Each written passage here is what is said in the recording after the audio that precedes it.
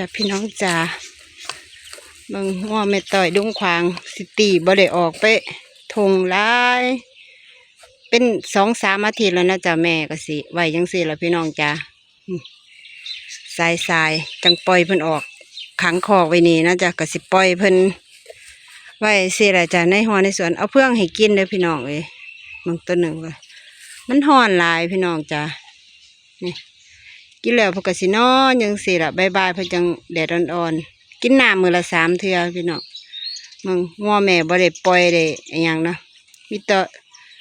ตัวอ้วนๆตันๆเลยจ้ะกินแต่เพื่องนี่แหละพี่น้องมันแดดฮ้อนแล้วก็พยายามน้ำอย่าให้ขาดนะจ๊ะนี่น้ำก็สิเต็มตลอดเนาะแม่จะไม่ให้น้ำขาดเลยนี่จ้ะน้ำสะอาดพร้อมพี่น้องนอนพักผ่อนตอนนี้ก็ประมาณบ่าย 2